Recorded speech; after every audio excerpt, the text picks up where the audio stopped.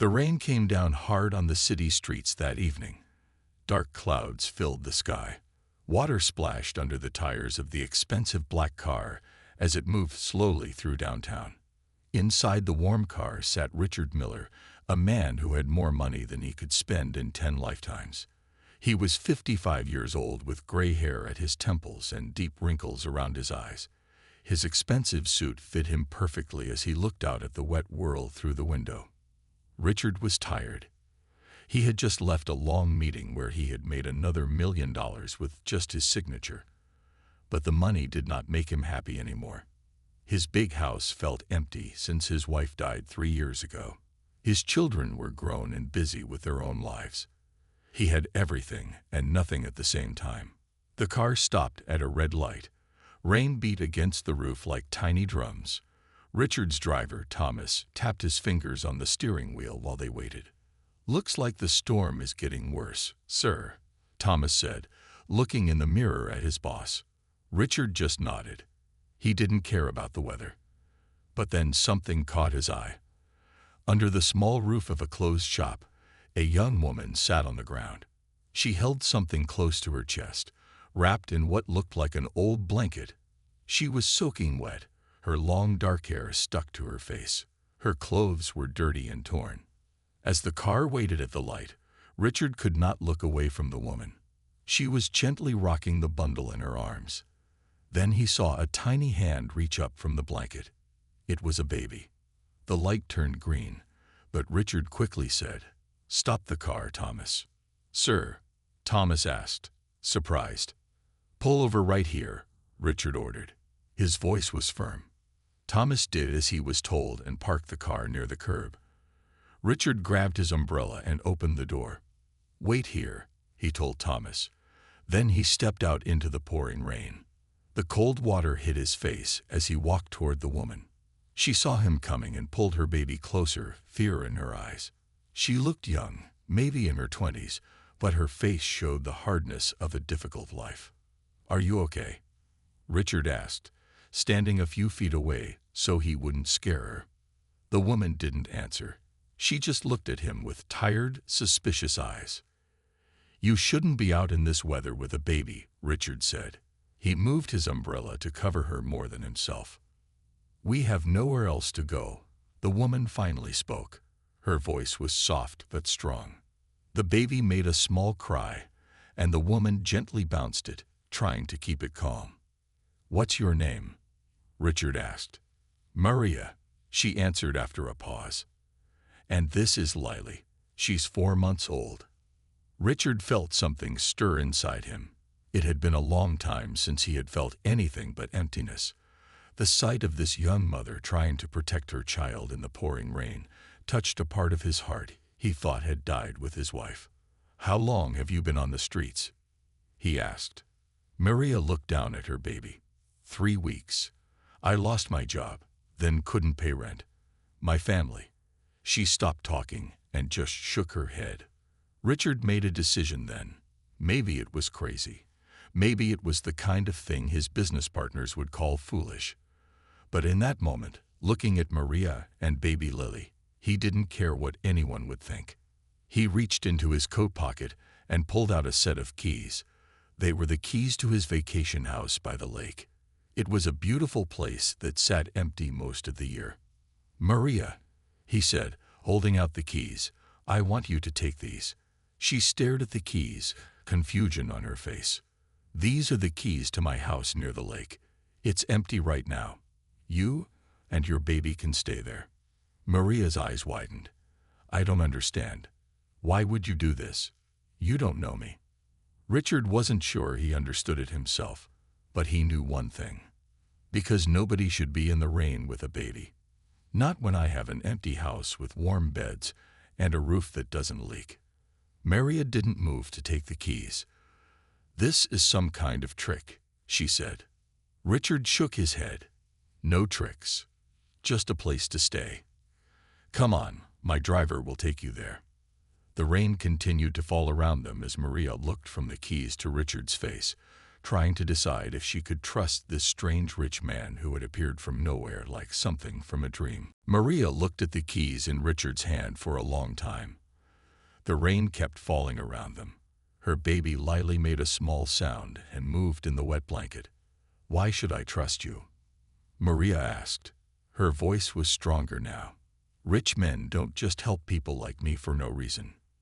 Richard understood her fear. He slowly put the keys in her hand, but didn't let go right away. "I was not always rich," he said quietly. 30 years ago, I slept on park benches too. Someone gave me a chance once. Now I'm giving you one." Maria's fingers closed around the keys. She was cold and tired. Her baby needed to be warm and dry. What choice did she really have? "Okay," she said at last.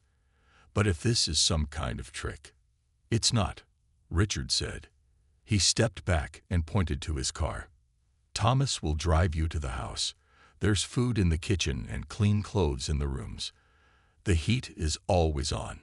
Maria slowly stood up, holding Lily close to her chest. She followed Richard to the car, still not fully trusting him but desperate for shelter. Thomas got out and opened the back door. He looked surprised but said nothing. Richard was known for his strange decisions sometimes. "Take them to the lake house," Richard told Thomas. "Make sure they have everything they need." Thomas nodded. "Yes, sir. And you?" "I'll take a taxi home. Go now, before the baby gets sick." Maria slid into the back seat of the fancy car. It was warm and smelled like leather. She had never been in such a nice car before. Richard leaned in before closing the door. "There's a phone at the house. My number is next to it. Call if you need anything." Then he closed the door and stepped back. The car pulled away from the curb, taking Maria and Lily to their new shelter. Thomas drove carefully through the rain. In the mirror, he watched Maria. She was looking out the window, but also checking every door and button in the car, like she was planning how to escape if needed. "It's about 40 minutes to the lake house," Thomas said, trying to sound friendly. "Mr. Miller doesn't use it much anymore. Not since his wife died." Maria didn't answer. She just held Lily closer. "He's a good man," Thomas continued. "Strange sometimes, but good. You can trust him." The city streets gave way to highways, then to country roads. The rain eased a little. Maria saw trees and fields through the window. She had never been this far from the city before. Finally, Thomas turned onto a small road that went around a large lake. Big houses sat back from the water, most with their lights off. At the end of the road, Thomas stopped in front of a beautiful wooden house. It wasn't as big as the others, but it looked warm and cozy. "Here we are," Thomas said. He got out and opened her door, then took a small bag from the trunk. "Mr. Miller keeps emergency supplies in all his cars. There's some baby formula and diapers in here." Maria stepped out, still holding Lily tight. The air smelled clean here, like trees and water instead of city smoke. Thomas walked her to the door and showed her how to use the key. When the door opened, warm air came out to meet them. Thomas stepped in first and turned on the lights. The house was beautiful inside, with comfortable furniture and soft rugs. A big fireplace was in the living room. The kitchen had all new things. It was like a dream house from TV. "Bathroom is down that hall," Thomas said. "Bedroom's upstairs. The fridge is full. The phone is there on the wall.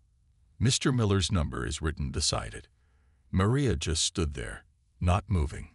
This had to be a trick. Things like this didn't happen to people like her. "Why is he doing this?" she asked Thomas. "What does he want from me?" Thomas put the bag of supplies on a table. "Mr. Miller lost his wife 3 years ago. Before that, they helped people all the time. After she died, he stopped caring about anything. This is the first time I've seen him help someone in years." He paused. "I think seeing you and your baby in the rain woke something up in him." Then Thomas handed her a card with his own phone number on it. "Call if you need anything. I'll come back tomorrow with more supplies." With that, he left, closing the door softly behind him. Maria was alone with Lily in a stranger's beautiful house. Maria stood in the quiet house for a long time. She was afraid to touch anything. The floors were clean and shiny. The furniture looked expensive. She felt dirty and out of place. But baby Lily began to cry, and that made Maria move. She had to take care of her daughter first. Questions could wait. She found the bathroom and turned on the warm water in the big tub. For the first time in weeks, she gave Lily a proper bath. The baby smiled and kicked her tiny legs in the warm water. Maria cried as she watched her daughter's happiness. After the bath, Maria wrapped Lily in a soft towel she found in a cabinet. She used the clean diapers from the bag Thomas had given her. Then she found a bedroom with a big bed and put Lily in the middle of it, surrounded by pillows so she wouldn't roll off. "Stay here, sweet girl," Maria whispered. "Mommy needs to clean up too." Maria took the fastest shower of her life, afraid to leave Lily alone too long. The hot water felt like heaven on her skin. She found shampoo that smelled like flowers and soap that made her skin feel soft. For a moment, she forgot about all her problems. When she finished, she wrapped herself in another towel and went back to check on Lily. The baby was sleeping peacefully on the big bed. Maria opened drawers and closets until she found some clothes. They were women's clothes, maybe belonging to Richard's wife. They were too big for Maria, but they were clean and soft. She found baby clothes too, probably from when Richard's children were small. Some still had tags on them, never used. Maria dressed Lily in a warm sleeper that was a little big but would work fine. Then Maria's stomach growled loudly. She hadn't eaten all day. She picked up Lily and carried her downstairs to the kitchen. The refrigerator was full of food. Maria found milk, bread, cheese, and fruit. She made a simple sandwich and ate it standing up while Lily slept in her arms. She had never tasted anything so good. After eating, Maria walked around the house. There were pictures on the walls and shelves. Many showed Richard with a pretty woman with silver hair. They looked happy together. In some pictures, there were young adults who must be their children. Maria found a phone in the kitchen, just as Thomas had said. Richard's number was written on a small card next to it. She thought about calling him, just to say thank you, but it was late now. She decided to wait until morning. She went back upstairs and found a small room that had once been a nursery. There was a crib there, with clean sheets. Maria carefully placed Lily in it. The baby didn't wake up. Then Maria went to the room with the big bed. She was so tired she could barely keep her eyes open. She slid under the soft covers and fell asleep instantly. When morning came, sunlight streamed through the windows. For a moment, Maria didn't know where she was. Then she remembered everything. She jumped up and ran to check on Lily. The baby was awake in the crib, looking around quietly. When she saw Maria, she smiled and kicked her legs. "Good morning, sweet girl," Maria said, picking her up. "Are you hungry?" Downstairs, Maria made formula for Lily and found eggs in the refrigerator for herself. As she cooked, she heard a car outside. Her heart beat faster. Was it Richard coming to tell her it was all a mistake? Or worse? She looked out the window and saw Thomas getting out of the car. He was carrying grocery bags. Behind him was another car. Richard stepped out of it, looking nervous. Maria took a deep breath. It was time to face her new situation. She didn't know what Richard wanted or expected from her and Lily, but she knew that last night was the first good night's sleep they had had in weeks. She opened the door before they could knock. "Good morning," she said, trying to sound brave. "Thank you for the house. Lily and I are very grateful." Richard looked at her and the clean, happy baby in her arms. A small smile appeared on his face. "May I come in?" he asked. "I think we have a lot to talk about." Maria stepped back and let Richard enter the house. Thomas followed with the grocery bags, taking them straight to the kitchen. Maria held Lily close to her chest, watching Richard carefully. Richard looked around the house. It had been months since he last visited. Everything was clean and tidy. He turned to Maria. "Did you sleep well?" he asked. Maria nodded. "Yes. Thank you." She paused. "Why are you helping us?" Richard sat down on the couch. He looked tired, like he hadn't slept much. "I told you yesterday. I was once where you are now." He looked at the baby. "Though I didn't have a child to worry about. That must make things harder." Thomas came back from the kitchen. "I'll wait in the car, sir," he said to Richard. Then he smiled at Maria. "I brought diapers, more formula, and some fresh clothes for both of you." After Thomas left, Richard and Maria sat in silence for a moment. Maria didn't know what to say. She had many questions, but was afraid to ask them. Finally, Richard spoke. "I want to help you get back on your feet, not just give you a place to stay for a few days." Maria's eyes narrowed. "What do you mean?" "I mean I want to help you find a job.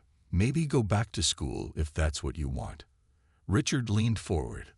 "What did you do before things got bad?" Maria looked down at Lily, who was playing with the buttons on her shirt.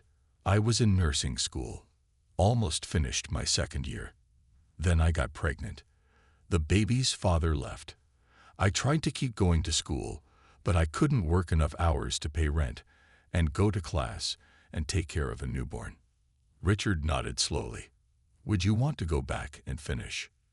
Maria laughed, but there was no joy in it. "Of course I would, but that's impossible now." "Why?" "Because I have no money, no childcare, and no way to pay for school." Maria's voice rose. Lily made a small sound of protest.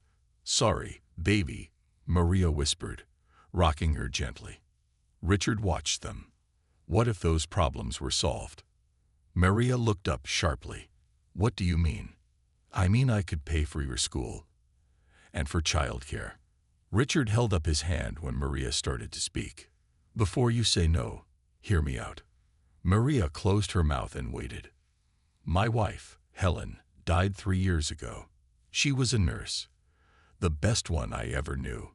She always said there weren't enough good nurses in the world." He pointed to the pictures on the wall.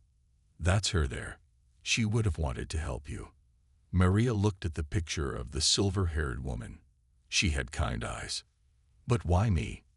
Maria asked. "There are lots of people who need help." Richard was quiet for a moment. "When I saw you in the rain, trying so hard to keep your baby dry, it reminded me of something." He looked out the window. "Helen and I couldn't have children. We tried for years. Then we were going to adopt, but Helen got sick." He turned back to Maria. "I don't know why I stopped the car yesterday, but I'm glad I did." Maria didn't know what to say. This was all too much, too fast. "You don't have to decide anything today," Richard said, as if reading her mind. "Stay here as long as you need to. Think about what you want for your future. For Lily's future." He stood up. "I have to go to a meeting now, but I'll come back tomorrow. We can talk more then." As he walked to the door, he stopped and turned. "One more thing. There's a woman named Mrs. Parker who lives down the road. She used to help Helen around the house. I called her this morning. She'll come by later to see if you need anything." Richard looked at Lily one more time. She raised 5 children of her own. She might have some good advice. After Richard left, Maria sat still for a long time. Her mind was racing. Could she trust him? Was this really happening? Could she really go back to school? Lily made a happy gurgling sound, pulling on Maria's hair. Maria looked at her daughter's face. "What do you think, Lily?" she whispered. "Do we trust the rich man who gave us his house?" Lily smiled, showing her gums. For the first time in months, Maria felt something like hope growing inside her. Later that afternoon, Maria heard a knock at the door. She opened it to find an older woman with gray hair in a neat bun. The woman had rosy cheeks and bright blue eyes. "Hello there, dear. I'm Mrs. Parker," the woman said with a warm smile. "Richard called me this morning. May I come in?" Maria stepped aside. "Yes, please. I'm Maria, and this is Lily." Mrs. Parker looked at the baby, and her smile grew wider. "What a beautiful child." She reached out her arms. "May I hold her? It's been a while since I held a baby." Maria hesitated for just a second, then handed Lily over. Mrs. Parker held the baby like someone who had done it many times before. Lily didn't cry or fuss. "So," Mrs. Parker said as she gently rocked Lily, "Richard told me a bit about your situation. Not everything, I'm sure, but enough." Maria didn't know what to say. She felt ashamed suddenly. What did this nice woman think of her? "I've known Richard and Helen for 20 years, Mrs. Parker continued. "They were good people. Helen was an angel. When she died, something in Richard died too." She looked Maria in the eyes. "Until yesterday, it seems." Maria sat down on the couch. "I don't understand why he's helping me." Mrs. Parker sat beside her, still holding Lily. "Sometimes people do things they don't fully understand themselves, but I think seeing you and this little one brought back some of his old self." She handed Lily back to Maria. "Now, I'm here to help. Richard asked me to take you shopping for whatever you need. Clothes, baby things, anything. He's set up an account at the stores in town." Maria shook her head. "I can't accept more. He's already given us so much." Mrs. Parker patted her hand. "Dear, sometimes life gives us a chance to start over. This is yours. Take it." The next morning, Mrs. Parker drove Maria and Lily to town. They went to stores Maria would never have entered before. They bought clothes for both of them, baby supplies, and even some toys for Lily. "Richard asked me to help you look into nursing programs too," Mrs. Parker said as they had lunch at a small cafe. "There's an online program that might work for you. You could study from home." Maria stirred her coffee. "It all seems too good to be true." Mrs. Parker smiled. "Sometimes good things do happen, dear." When they returned to the lake house, Richard's car was parked outside. Maria felt nervous suddenly. Would he change his mind when he saw all the things they had bought? They found Richard sitting on the porch. He stood up when he saw them. "How was shopping?" he asked, helping Mrs. Parker with the bags. "Very successful," Mrs. Parker answered. "This young lady has good taste and doesn't waste money." Richard looked pleased. He handed Maria an envelope. "I have something for you." Inside was a cell phone and a credit card with Maria's name on it. "The phone is yours," Richard said. "My number and Thomas's are programmed in. The card is for emergencies and basic needs." Maria stared at the items in her hand. "I don't know what to say." "Say you'll accept my help," Richard said quietly. "I've been thinking all day. I want to set up a trust fund for Lily's education, and I want to pay for you to finish nursing school." Maria's eyes filled with tears. "Why are you doing all this?" Richard looked at Mrs. Parker, then back at Maria. "Because I can. Because it's what Helen would have wanted. And because," he paused, "it feels right." Mrs. Parker squeezed Maria's shoulder. "Say yes, dear." Maria looked at Lily sleeping in her car seat. Just days ago, they were huddled in the rain with no hope.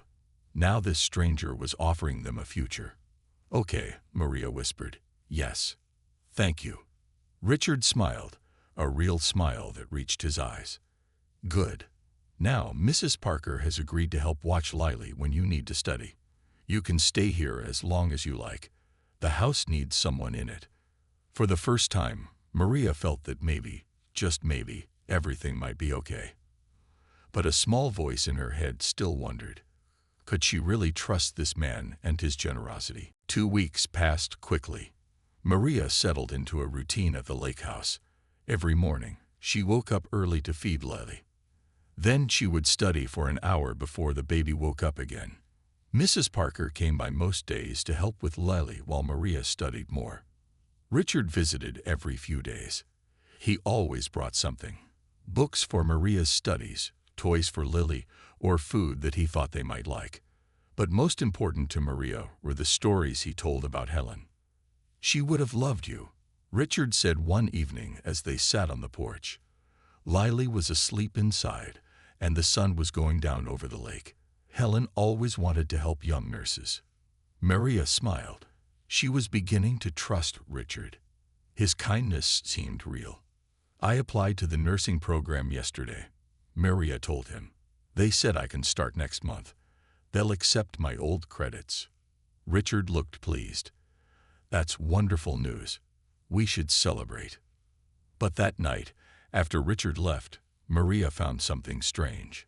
She was cleaning up in his office when she saw a folder with her name on it. She shouldn't have opened it, but she did.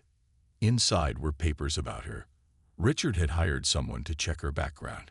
The papers had information about her family, her old address, and even the name of Lily's father. Maria felt cold all over. Why would Richard do this? Was he checking to make sure she wasn't lying? Or was there another reason? She couldn't sleep that night. By morning, she had made up her mind. She packed their things and called a taxi. She left the credit card and phone on the table with a short note. Thank you for everything, but we can't stay. Maria. The taxi was about to leave when Richard's car pulled up. He jumped out, looking worried.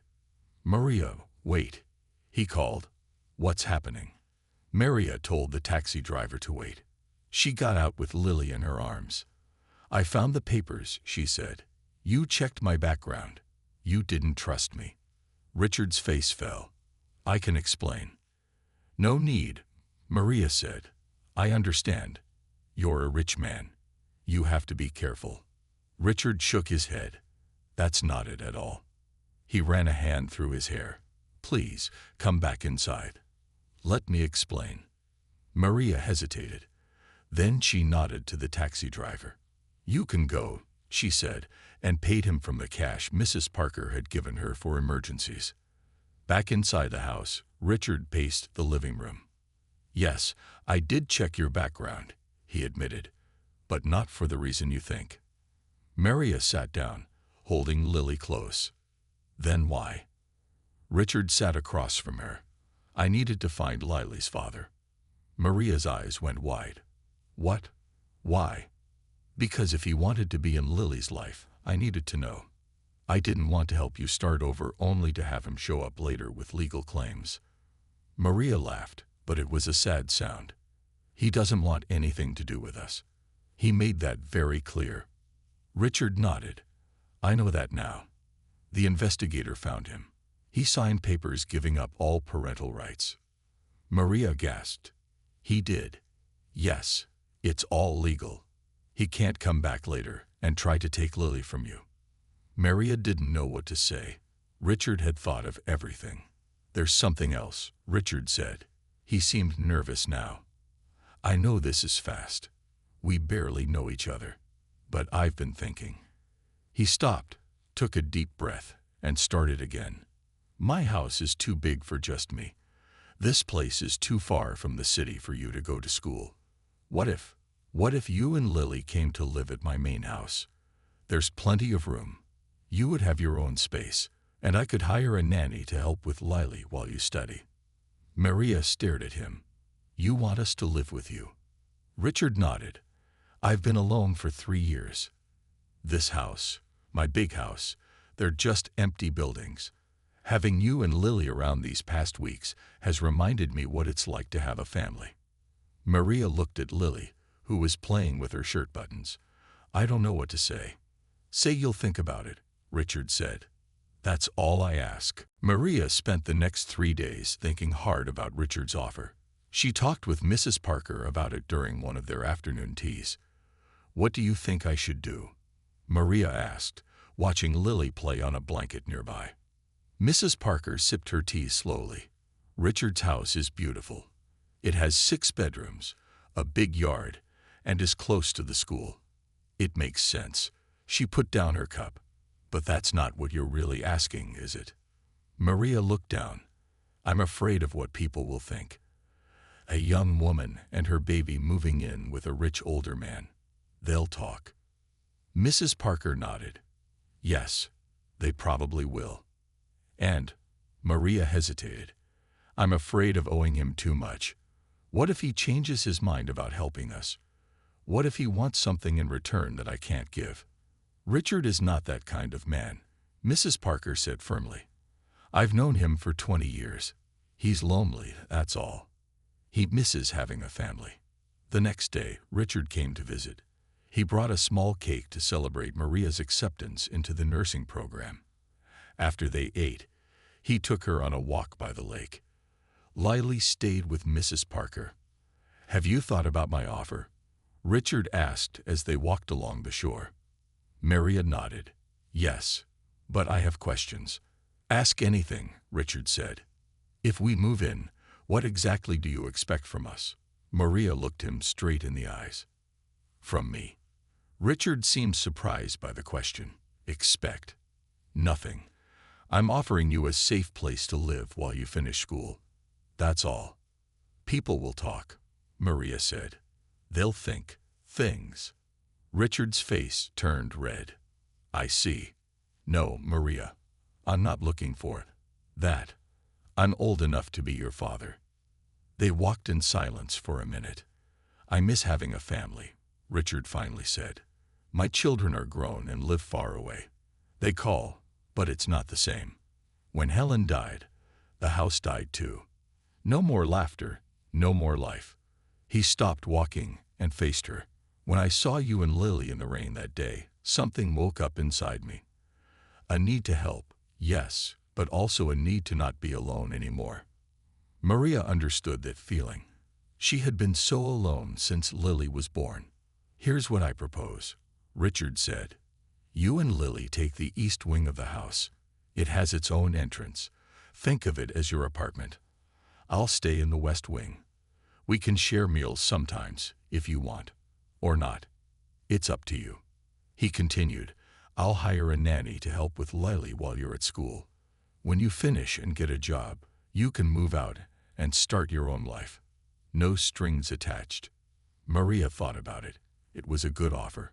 Better than good. I need one more thing, she said. A written agreement. Something that says what you just told me. So there's no confusion later. Richard smiled.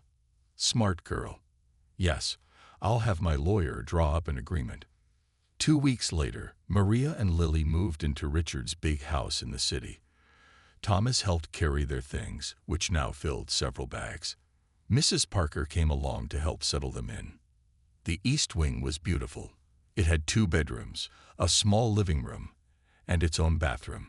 The windows looked out over a garden. Maria's room was twice the size of her old apartment.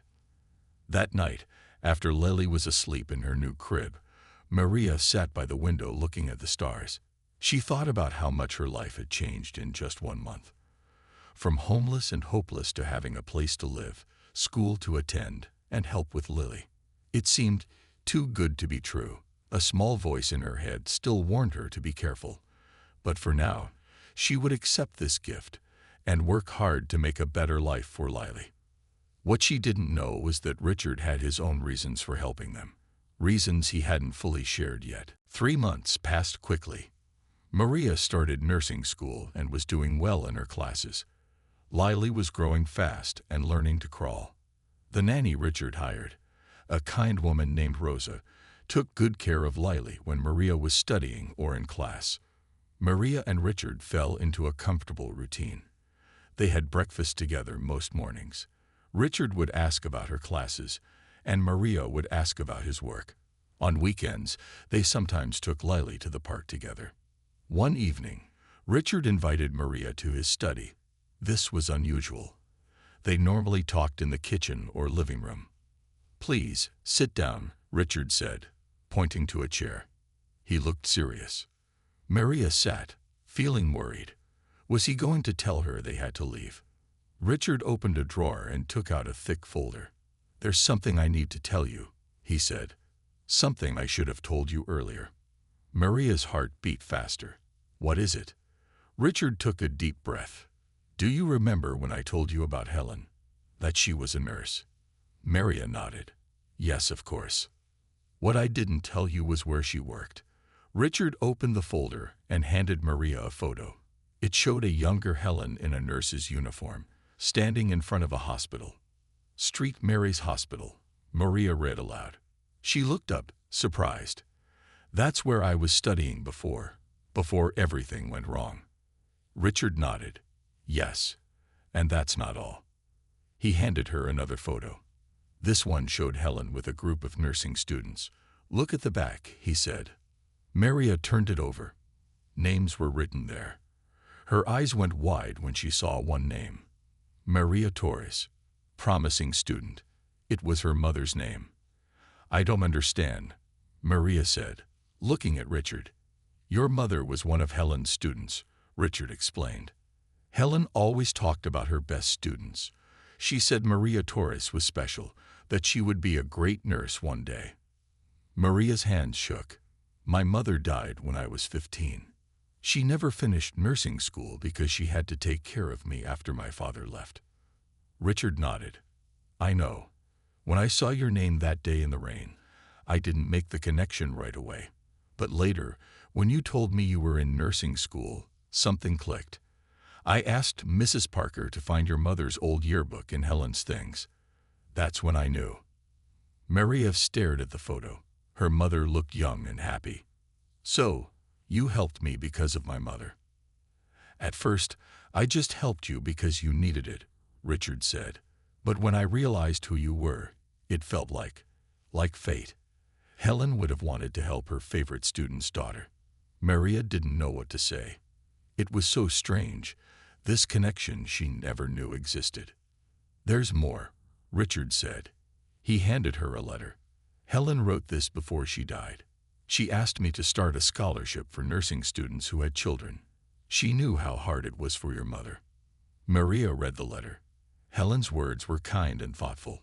She had wanted to help women like Maria's mother, women who had to choose between their education and their children. I never started that scholarship, Richard said, his voice sad. After Helen died, I didn't care about anything. But now, he looked at Maria. Now I want to fulfill her wish. You'll be the first recipient, but there will be others after you. Maria wiped away tears. This is why you've done all this. For Helen. For my mother. Richard shook his head. No, not only for them. For you and Lily too. And, he hesitated, for me. Having you both here has brought life back to this house. For the first time in years, I'm not just existing. I'm living again. Maria looked at the photo of her mother once more. She felt a strange mix of emotions. Sadness for her mother's lost dreams, gratitude to Helen and Richard, and a new determination to succeed. I won't let any of you down, she promised. Not my mother, not Helen, not you, and especially not Lily. 2 years passed. Maria stood in her graduation gown, holding her nursing degree. Lily, now a chatty 3-year-old, clapped her hands and cheered. Mommy did it. Mommy did it. Richard stood nearby, his eyes shining with pride. Mrs. Parker was there too, dabbing tears with a tissue. Even Thomas came, bringing flowers for Maria. I'm so proud of you, Richard said, hugging Maria. You worked so hard for this. Maria smiled. I couldn't have done it without you. She looked around at the people who had become her family. All of you. That evening, Richard hosted a small party at the house. Maria's classmates came, along with some of Richard's friends. Richard had invited the dean of the nursing school too. During the party, Richard clinked his glass to get everyone's attention. I want to make an announcement, he said. As many of you know, 2 years ago, I started the Helen Miller Scholarship for nursing students with children. Maria was our first recipient. He smiled at her. Today, I'm happy to announce that next year we will help 5 more students. Everyone clapped. The dean thanked Richard for his generosity. Later, when the guests had gone, Maria found Richard sitting alone on the patio. She sat next to him. Thank you, she said, for everything. Richard nodded. You earned that degree all on your own. But I wouldn't have had the chance without you. Maria took a deep breath. I've been thinking about what comes next. Richard looked at her. You've had some good job offers. Yes, the hospital downtown wants me to start next month. Maria looked out at the garden, where Lily had planted flowers with Richard's help. "But I've been wondering if we should find our own place now." Richard was quiet for a long moment. "You don't have to leave," he finally said. "This is your home now. Yours and Lily's." "We've been here for 2 years," Maria said. "That's longer than we were supposed to stay. Do you want to leave?" Richard asked. His voice was careful, like he was afraid of the answer. Maria thought about it. "No," she admitted. "This feels like home now. Lily loves it here. She loves you." She looked at Richard. "We both do." Richard smiled. "I love you both too, more than I thought possible." He seemed to be thinking about something. "I have an idea. What if I sign the East Wing over to you, make it legally yours? Then you can stay or go as you choose." Maria was shocked. "You would do that?" "Of course. I want you to be independent, to have choices." Richard looked serious. "I never want you to feel trapped or obligated." Maria shook her head. "I don't need you to give me a house, Richard, but thank you for offering." She smiled. "I think we'll stay as your family." The word hung in the air between them. Richard's eyes grew wet. "I would like that very much," he said quietly. The next day, Maria started her new job at the hospital. She wore her mother's old watch and carried a picture of Helen in her wallet. Two women who never got to finish their dreams, but who had somehow helped her achieve hers. 6 months later, Richard used his connections to help start a free clinic in the poor part of town where Maria had once been homeless. Maria worked there 1 day a week, helping women who had no one else to turn to. Every time she helped a young mother, she remembered sitting in the rain with Lily, thinking all hope was gone. And then a car had stopped, and a man had offered his umbrella. One rainy evening, Maria and Lily baked cookies with Richard. As they worked in the kitchen, laughing and making a mess, Maria thought about how life could change in an instant, how one act of kindness could grow into something beautiful and lasting. "More flour, Grandpa Richard," Lily called, her face spotted with cookie dough. Richard smiled at the name Lily had given him months ago. He reached for the flour, his heart full. They weren't a typical family, but they were a family all the same, brought together by rain, kindness, and second chances.